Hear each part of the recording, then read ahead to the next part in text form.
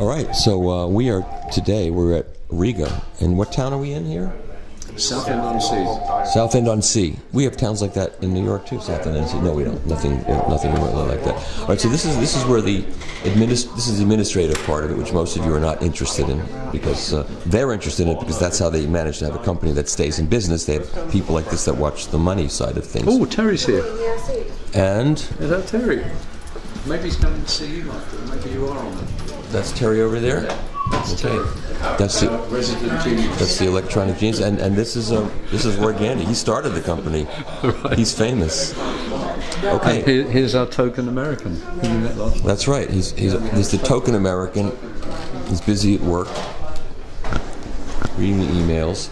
Okay, but we're going to move on from here because this is not what most people are interested in. But I want to show them.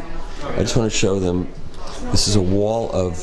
This was the $40,000 turntable here. That's the auction. Oh, that's right. There was an auction of a turntable. Yeah, and it sold for $40,000. For $40,000, and this is for a charity. Yeah, it's the red charity. Yeah. All right, and then this is the Queen. Yeah, we had a collaboration with Queen to help their boxed set. The box set. And hopefully the turntable is better than the sound of the box set. I didn't say that. Yeah, good. Okay, and then this is an RP6, and some of my readers want to know when there's going to be a planar 6. Is that in the works? Everything's in the works. So this is the RP10. This is the top of the line one, which I haven't gotten to review yet. I really want to. Oh god. What's the latest feature? At any rate, this is a bunch of turntables. This is the one that was auctioned off. This is the same model right here for this charity. Okay, and this is a cartoonist who had a turntable made for him and his book, his vinyl adventures. And what's going on over here? It's just design things? Yeah. This would be... I know what this is. It's a company who's telling us they can make this bearing, which is the RP8, RP10 bearing, and they're telling us they could have a go at making it better than we're currently doing it. Using a different process. We use a process which is a burnishing reamer, which we supply. They're saying they can do it better by honing it. And we say, okay, prove it to us. There you go. And I think this is what's going on here. And these are the readouts of dimension. We're looking in microns, okay? Yeah. These are areas that people don't really realize goes on in all of this. They think, okay, that you make the RP8, I mean the RP10, that's it. It's designed, it's built, and you just make it. They don't see this thing. Every part. This is why you can look at anything, because every part is under review. Yeah. At all Nothing times. can be perfect. Yeah. There's no such thing, and we're just always trying to make that a little bit better. As long as something's in production. In the past, it was us frustrated, telling people it could be. Now they're coming to us and saying we can do it. Yeah. It's just amazing. It's just wonderful. We've got 20, 30, 40, 50 suppliers saying, can we work with you? Why? And it's part of this whole vinyl thing, and also the company. I think so. We're bigger, there's the I hate being big, but there are advantages. Of course. We had a German company who. Again, I told Phil, forget it, Phil, don't waste time. They wanted to make plastic bearings. And I said, no way. And they spent 18 months. This is a company that has €500 million turnover in Germany. Wow. They're the world's biggest manufacturer of plastic bearings for things like photocopiers. And they also make these chain systems for cabling on robots. Right. And they said we can make you a plastic bearing you can put in your arms, and I said no. Phil followed with their sales and the engineer is English again. Yeah. You get this happening all over. He and the salesperson kept pushing it and pushing it and pushing it. Samples and samples, and no, this is wrong, that's wrong, and they achieved it in the end. And we're using them on our RP1, Planner 1, Planner 2. So they're less expensive, so you can. So they the tolerance spread is much higher, so we could never compress the bearings on our lower cost arms because it just took too much time. Now we can, although it's compression in plastic, not steel. So it's a compromise again, but it's a better compromise than we had before. Right. So the performance is better. Performance is better, and the cost price is lower. Cost is lower, and the speed of assembly is quicker. Everyone wins. That's great. And that was them doing something for us that we said don't do. It's impossible. Right. And they said just give us a chance. Guess what? Now that the technology they put into that has opened up hot fields. They haven't earned anything from us at all, other than realising an opportunity for them. Yeah, for them. But now they can do all sorts of other things at much higher accuracy levels in plastics. Well, there you go. Yeah. So let's go with that. This is actually a power supply for the Naiad. And the Naiad is what? What is the Naiad? Is the test bed turntable that we started on about 9 years ago. Did you want to evaluate cost no object in the turntable? I see. I noticed before you dropped the part in. Ashton did was look at how to measure speed, accuracy on the turntable, and it was his final year degree project. And it's this. This is a laser imprinted disc. And it picks up the lasers and compares it, and we're including this as an option in the Naiad, so you can adjust the speed in any way you want. But Ashton will show you more about this later on if you like. Okay, sure we'd like. He's also doing a strain gauge. For measuring stylus pressure. Problem is, it ended up too accurate. Too accurate? Well, we've got 2 places of decimals. It actually works to 3 places. The gauge is part of a Formula 1 telemetry unit. There. Yeah, and that was the other thing. Suddenly really doing that already. And it's too accurate. So if you're trying to measure cartridge downforce, the last 2 figures are moving continuously. It's measuring seismic vibration. So he's having to damp that. Otherwise, practical use. Yes. But we found there's another use of this as a piece of measuring equipment. We can measure how the bit we were talking about before, seismic vibration on a turntable, and we can use it to see the level. That speed adjust. And so you're going to make this as a product. It'll be a stylus pressure gauge that you will sell. Yeah, exactly. Oh, nothing special, but it won't break. It will be reliable and accurate. Yeah. And what is that going to cost? Do we know yet? £150, something like that. Oh, that's pretty good. I'll buy one. We can't do a cheap one. No, why? There's a lot of those. And they break. Yeah. They work fine. They're accurate for a week or 2 or 3.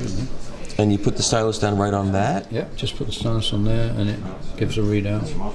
Yeah, it is. Great. Again, when just thinking. Later on, when Ashton's there is a bit one. more I think calm, Phil had it with we can show you all Sure. working. Okay. That's from Philippines. It's chocolate. Oh. Will you break it out and eat it at some point? Could. It's a chocolate. Okay, here we go. Here is what the accountants have criticised us for 40 years. We carry stock.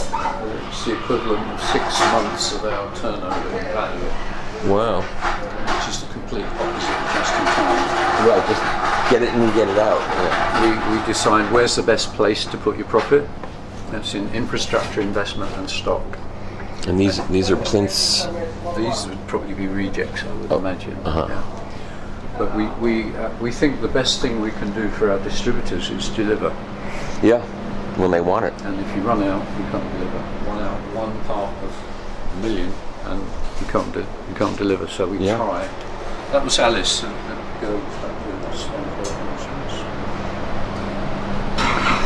And these are things coming. This is parts coming in, or things going out. These are parts coming in. Things going out used to happen from here, and we don't have any room. We can't store them, so they had to go out within a day or 2. Now we've just taken on another 10,000 square foot factory opposite, which is like storage A area. repository. 80% of our stuff is exported.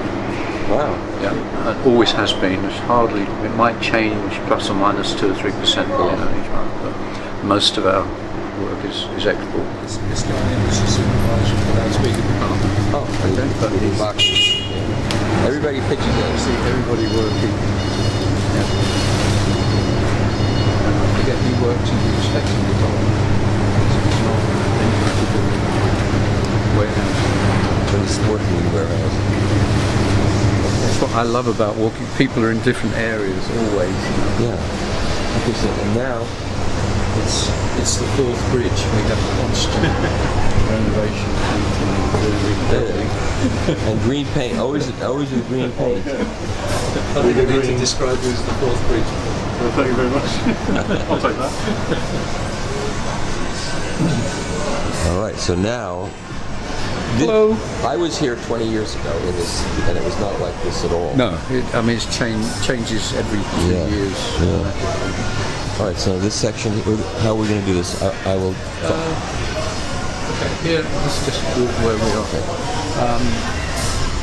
We build skill, and we don't think, we believe that speeds things up. Okay, we will use a robot if it's necessary, if it helps. We invest in equipment, but we find people's senses and feel and touch and sight outstrip any form of That's good. robotics. Yeah, well, that's good. And if you use it, it is used, it's commercial. If you do it properly, it's actually financially a benefit. Plus you get wonderfully happy people. Right, which is always good. Yeah, everybody working here seems really up to the task and happy. So let's see what's going on here. Yeah, turntables are split into 3 areas because the assembly has to be appropriate for the cost. Right. And this is high end. We're making maybe 100 a month here in total. So usually just 2 people. Can you just get a little under here? Right under here.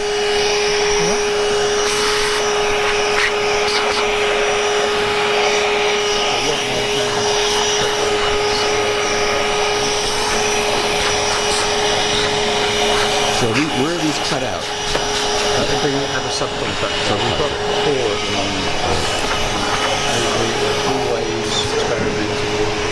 At the moment we're experimenting with different laminations that can come in. Very exciting new one coming up in Manchester.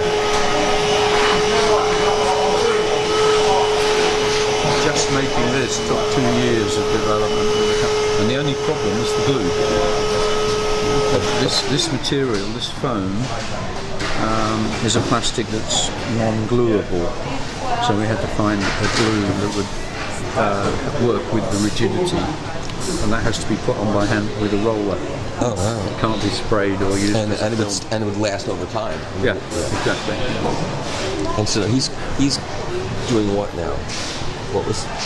Well, it looks like it's gluing in little inserts. I see. And this has all got to be done by hand. Yeah. We don't want to spook them. So let's. I don't think there's one lady who doesn't like being photographed, so she'll spook. But you can watch her, right? Okay. Most people love it. Yeah, of course. So this is a stack of RP8s here. In different states of assembly.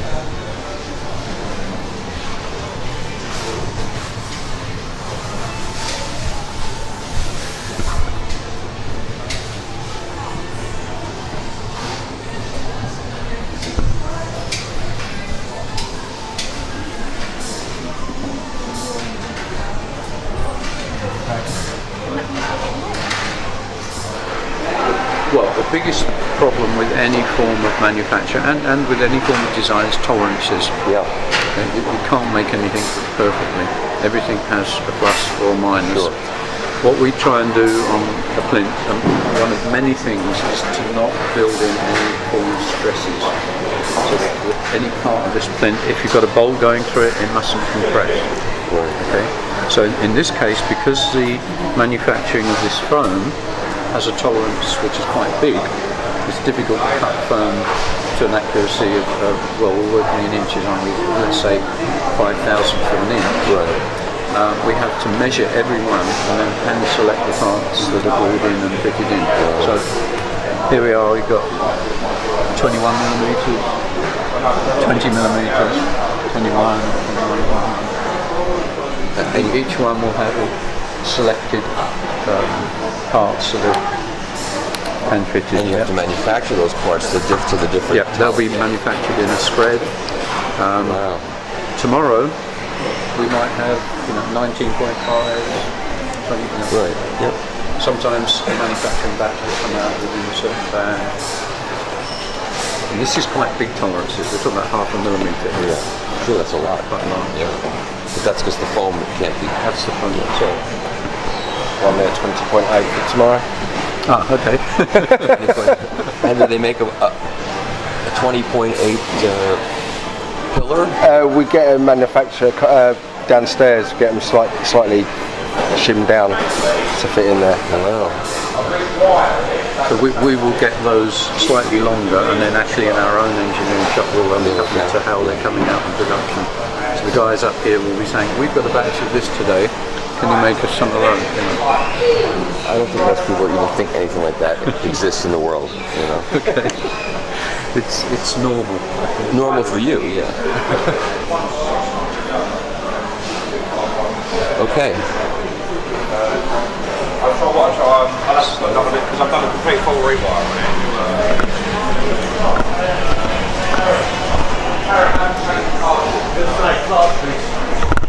Here we have our expansion in arms has been astronomical at the moment. So this is a transitory department where we're making a sub-assembly of the arms.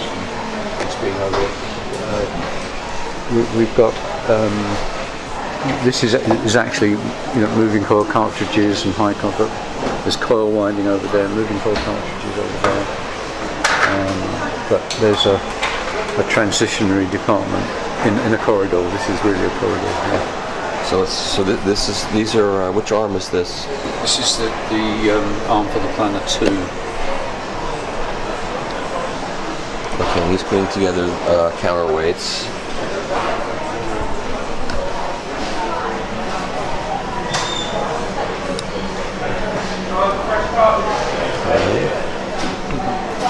Julie's our overall production You want? No more time. All hugs, I like that. Okay, this gentleman's putting the bearings in and assembling. You can see it's all hand. There's a bunch that are made. Can we come over? Is it you? Yeah, sure. Let me outside. Okay. And even though this is a less expensive arm, it's all this is done by hand. Yeah.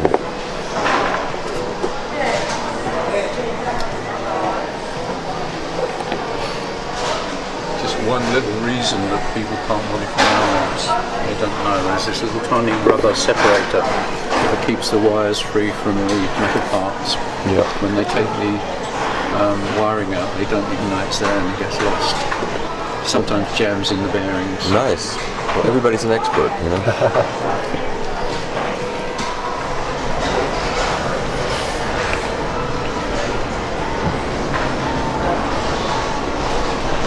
Tom's a qualified psychologist. Went out into the world, practicing and hated it. Certainly not. At the moment, he's finding Greater satisfaction. some sort of satisfaction.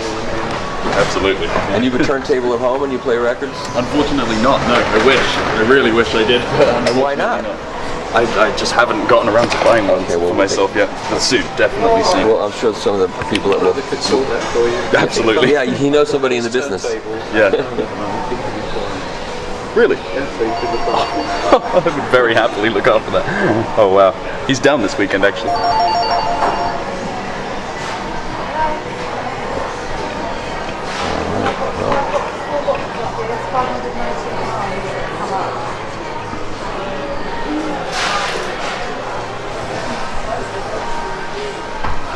This is something that will completely blow your mind because it is mind-blowing. This area is moving quite upwards.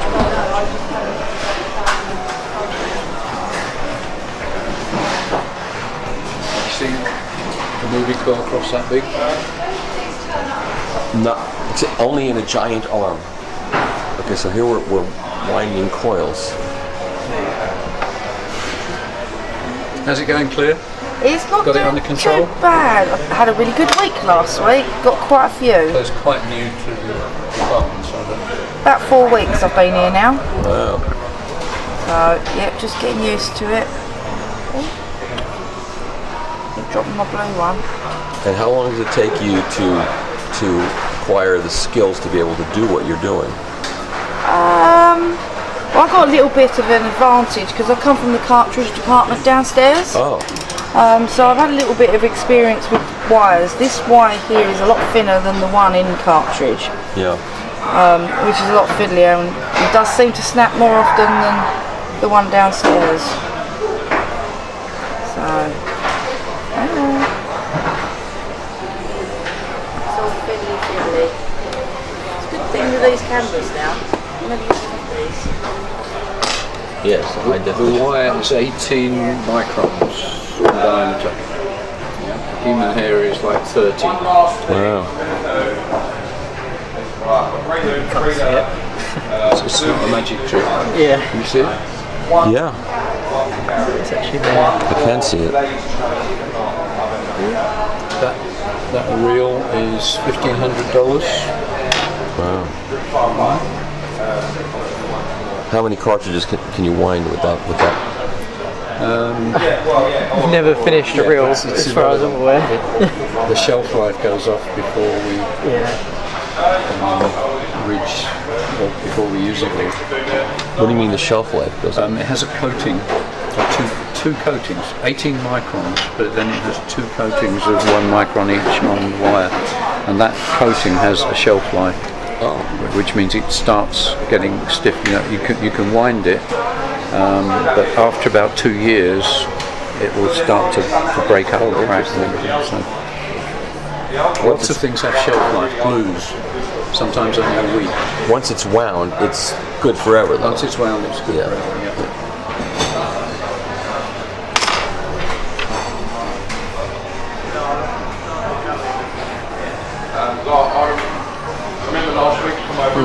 And you know the image of people that can do this are 80-year-old Japanese. Yeah. This is the best guy in the world.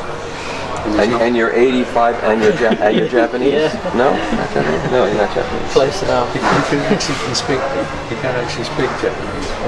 Well, I think if you wind coils long enough, all of a sudden the Japanese language becomes part of your... How many of these can you do a day? Just winding. Yeah. They take me about 20 to 30 minutes each. Yeah.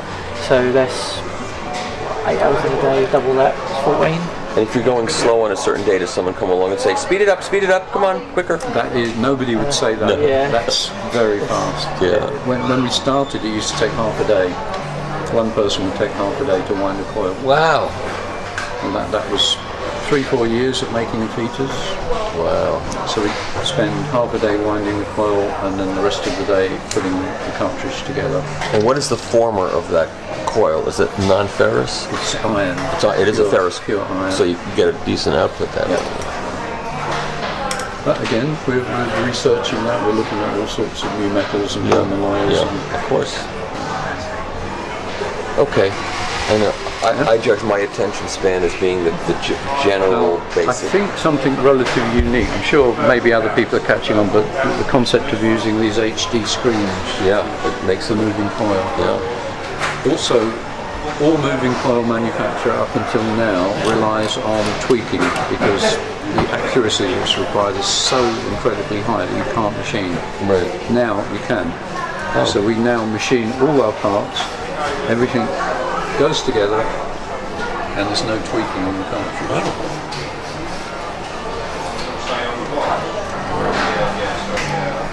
Watch the coil happening now.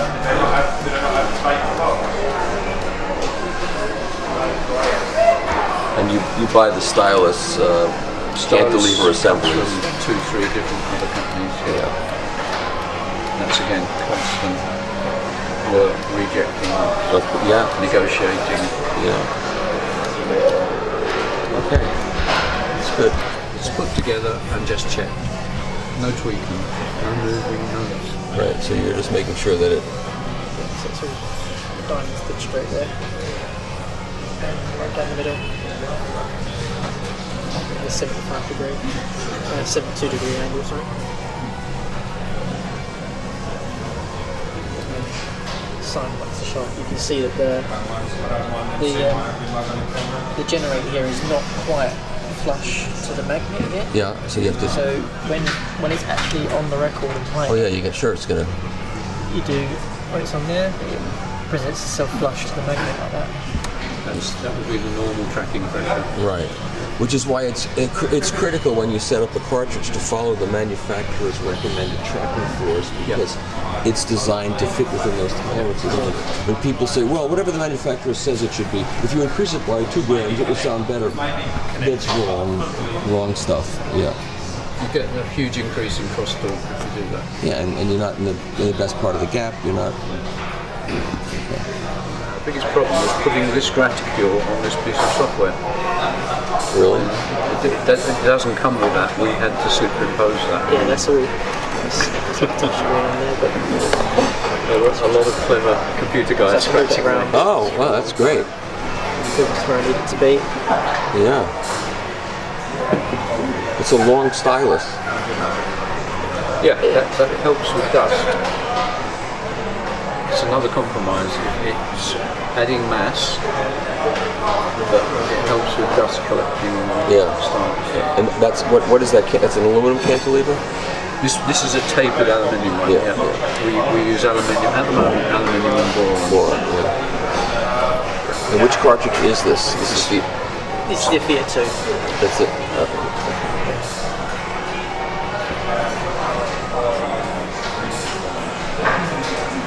Great. Okay. Thank you so much. No problem.